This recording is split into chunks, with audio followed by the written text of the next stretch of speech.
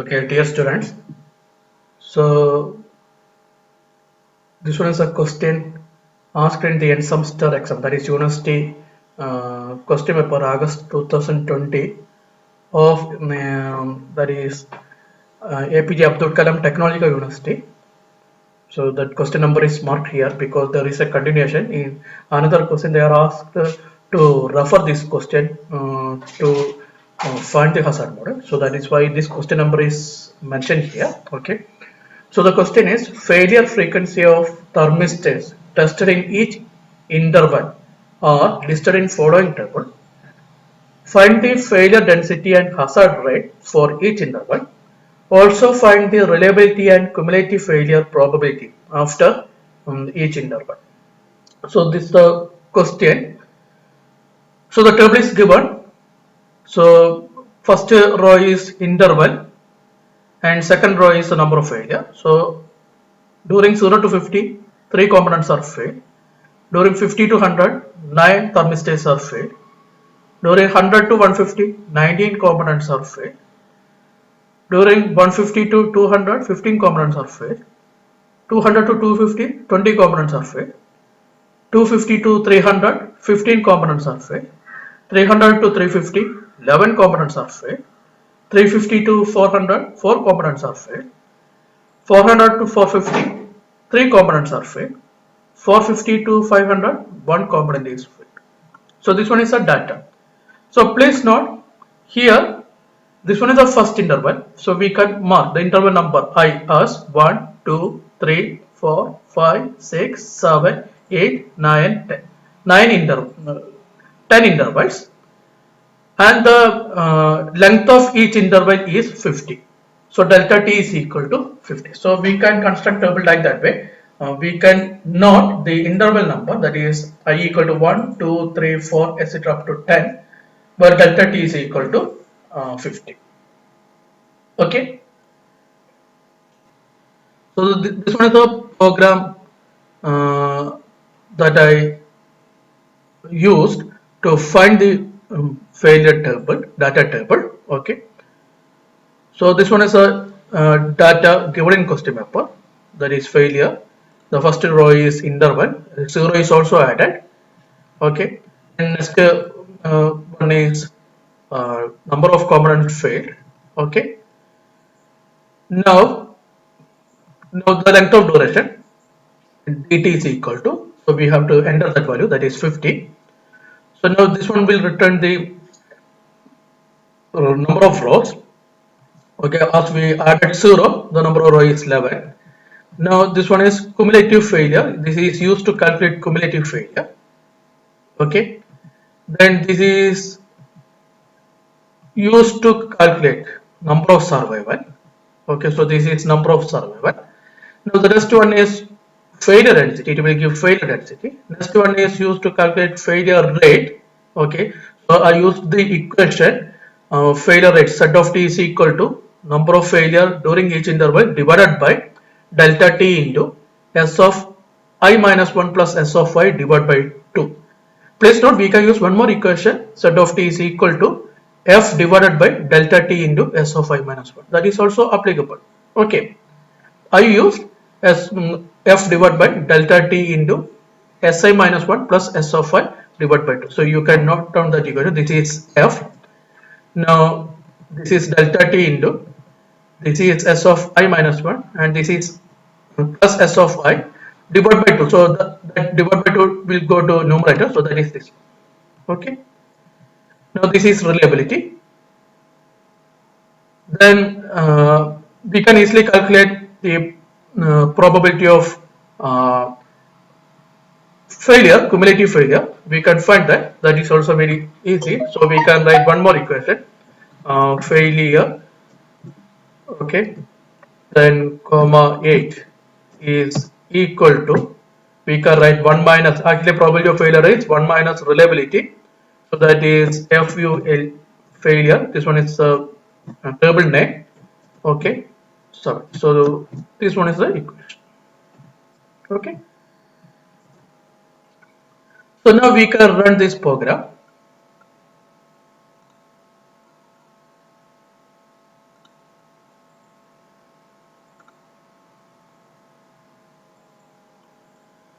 So clear all.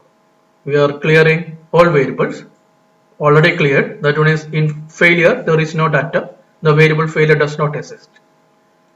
Close all. If any figure is open or figures are open, that one is closed after this execution. So that one is execute. Now CLC. So this command window. This window will clear. Okay. Now we are entering the data. So now we have the data. This one is a given data. Before testing, no components are failed. During the first interval, that is this one means 0 to 50, 3 components are failed. During 2, this one is interval number 2, that is 50 to 100, 9 components are failed. This is 100 to 50, 19 components are failed. This is 150 to 200, 15 components are failed. This is 200 to 250, 20 components are failed. This is 250 to 300, 15 components are failed. This is 300 to 350, 11 components are failed. This is 350 to 400, 4 components are failed. This is 400 to 450, 3 components are failed. And the last one is 450 to 500, that is 10th interval. 1 component is failed. Okay. So now, what is the length of each interval? So the length of each interval is 50. Okay. Now we are going to calculate the cumulative failure. So for a time all are noted as 0 here, that is third column. This is cumulative failure. So now we are going to calculate the cumulative failure. Now during the first interval, cumulative failure is what? This 0 plus 3, right? So this is 3. Now during the second interval, what is cumulative failure? This 3 plus 9, that is 12, right? Then during third interval, what is cumulative failure? This 12 plus 19, that is 31. Okay. Now during fourth interval, that is 150 to 200, what is cumulative failure? 31 plus 15, that is 46. Now during fifth interval, that is 200 to 250, cumulative failure is 46 plus 20, that is 66. Now during sixth interval, that is 250 to 300, we have 66 plus 15, that is 81. Then during seventh interval, that is 300 to 350, we have 81 plus 11, that is 92. Then during eighth interval, that is 350 to 400, we have 92 plus 4, that is 96. Then during ninth interval, that is 400 to 450, we have 96 plus 3, that is 99. Then during the last interval, that is 450 to 500, we have 99 plus 1, we have 100. You can see that 100 components are tested. So this is the total failure, cumulative failure. Okay. Now, what about number of survival? You can see that the total number of components tested is 100. So this 100 minus this cumulative failure will give the survival. For example, in first row, before testing, during the 0th duration, 100 minus 0, here we have 100, then 100 minus 3, here we have 97, 100 minus 12, we have 88, like that. So that one is shown here. So this one is number of survival. 0th duration, we have 100 components survive. After the first duration, 100 minus 3, 97 components survive. After second duration, 100 minus 12, 88 components survive. So this one is a number of survival. Is it okay? Now we are going to calculate failure density. It is very easy to calculate failure density.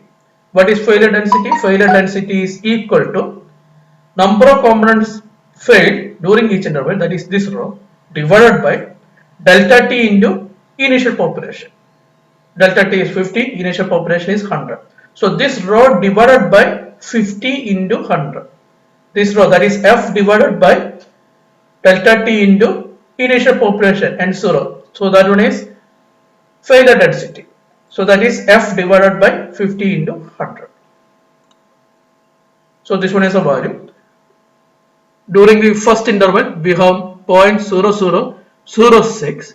During the second interval, we have 0.0018. During the third interval, we have 0.0038.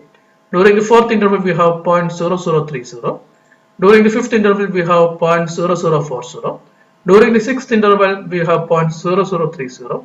During the seventh interval, we have 0.0022. During the eighth interval, we have 0.0008. During the ninth interval, we have 0.0006. Then during the last interval, we have 0.0002. So you can see that from first interval, that one is slowly increased to 0.0040. So this one is a maximum value. Then it is decreasing. So from this failure density, please note, initially it is increasing, then it is decreasing. Meaning it have some wear out characteristics. It is carrying some wear out characteristics.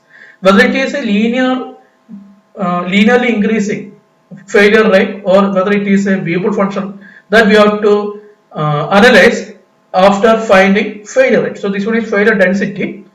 So if you have some wear out characteristics, please always remember the failure density will increase to a particular value, then it will decrease. If it is carrying the wear out characteristics. Now you can see that it is starting from 0. Forget about this 0. This one is before testing. This one is starting from a very small value, negligible value, almost 0. Means the constant failure rate is, or the constant failure mode is absent here. So we have only wear out problem. We don't have any service failure. We have only wear out problem in this particular situation. There is no service failure. Okay. So now we are going to draw the, we are going to find the failure rate. Okay. So during the first duration, what we have? What is the equation of failure rate? F divided by, that is Z of t is equal to F divided by delta t into S of I minus 1 plus S of I divided by 2. That is during first duration we have 3 divided by 50 into 100 plus 97 divided by 2. The average of 197. 3 divided by 50 into 100 plus 97 divided by 2. Okay. So that is equal to 0.0006. So these two values are almost same initially. Okay. So this one is during the first interval. Now during the second interval, what we have? This 9 divided by delta t. That is 50 into 97 plus 88 divided by 2.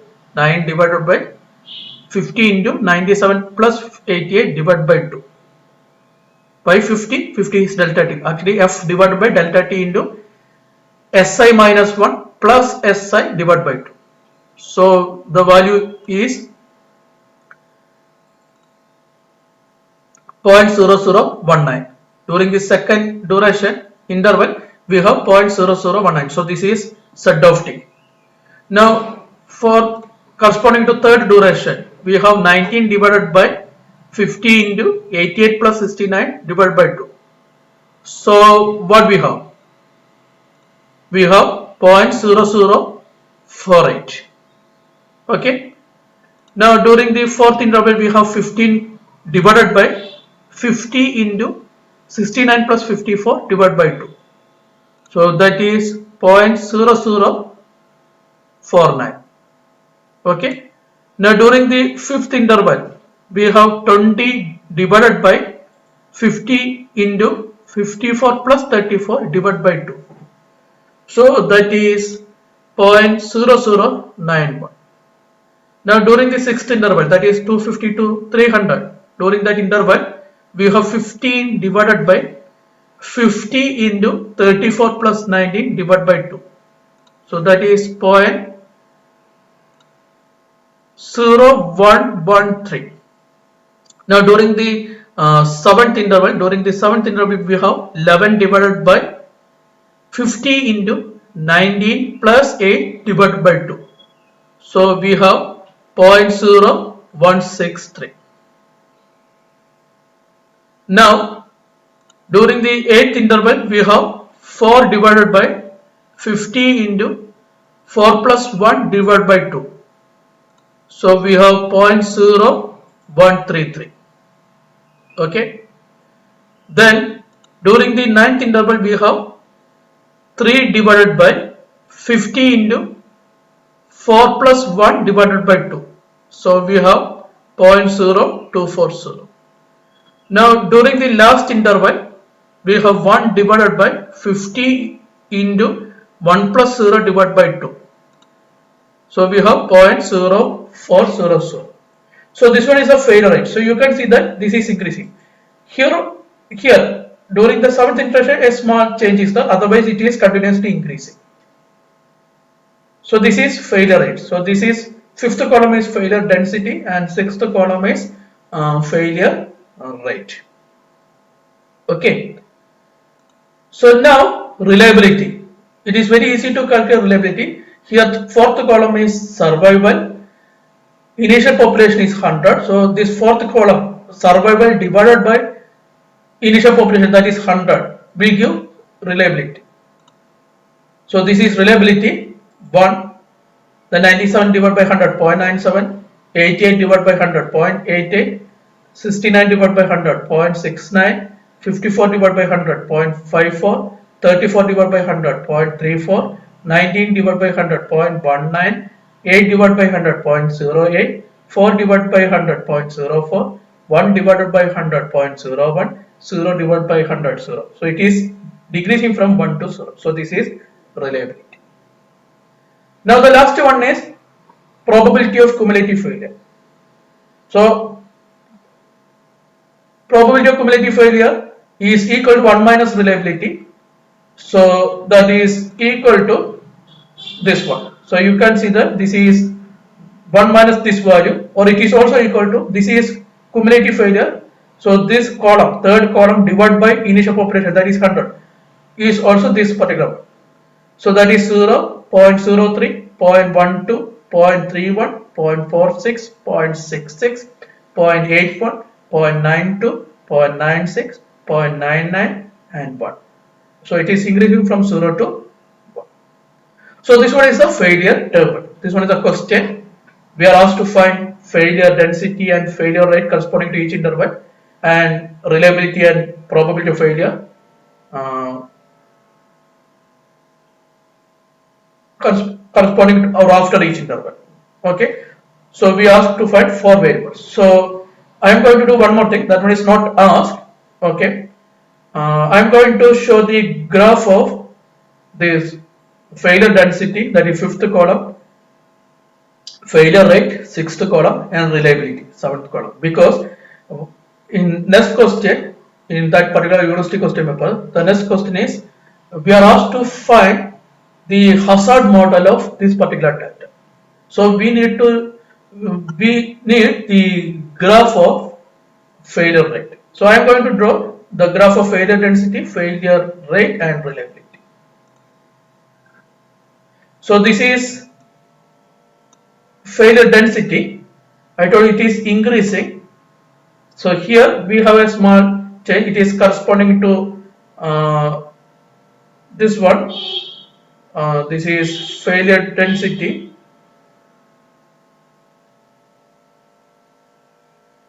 This is 0.038, then 0.3, then again 0.4, then it is decreasing. So otherwise it is a something similar to a normal distribution curve. It is something similar to a normal distribution curve. So normal density function. Is it okay? So this is failure density.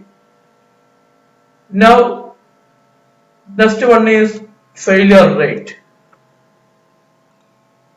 So this is failure rate. So you can see that this is increasing with respect to time. So is it linearly increasing? No, it is carrying some nonlinear characteristics. So actually we need variable function. Okay. Actually we need variable function. But in that question paper we are asked to model this data using the combination of constant hazard model and linearly increasing hazard model. So here there is no constant value because it is starting from 0. Actually, if you are considering nonlinear characteristics, but if you are asked to model this one by using linearly increasing hazard model and the linear constant hazard model, Up to a particular time, we have to assume it as constant. So here you can from 400 to 500, sudden increase. So this portion we have to consider it as a linearly increasing Hassard model. Up to this portion, we have to consider the constant Hassard model. So we have to take the average of this. Okay, but please note that one is actually not correct. We have to use some nonlinear model. That is, Weibull model is the best one. Here Weibull model is the best one. So during that time, I will show you both. First one, how to represent this one by using constant Hassard model plus linearly increasing Hassard model. It is not accurate. Second one, how to model the same thing by using Weibull model. That one is a better one. Okay, so this is the plot of Hassard rate or the failure rate of given failure data. Now the last one is reliability. So this is reliability. You can see that initially slope is 0, then it is increased to a maximum value, then it is again decreasing to 0. The slope is decreasing to 0. What about reliability? Reliability is decreasing from 1 to 0. Okay, so this one is the failure density, failure rate, and reliability. If we are analyzing this failure rate or bathtub curve, you can see that infant failure zone is absent. Actually, the service failure is also absent. Here, actually, we have the wear out problem. The system have wear out problem. There is no service failure because it is providing better service. So that is why the service failure is absent. But wear out problem is dominant here. So we have to use a better part. Okay. There is no manufacturing problem, so infant failure is absent. There is no service problem, so service failure is absent. But the quality of parts used to construct this component are very small. That is why the wear out problem is dominant. Okay. This one is a data we constructed using MATLAB. This one is a failure data term. Okay. So this is number of failure, this is time, this is number of failure, this is cumulative failure, this is survival, this is failure density, this is failure rate or hazard rate, this is probability of total failure, cumulative failure, and this is reliability.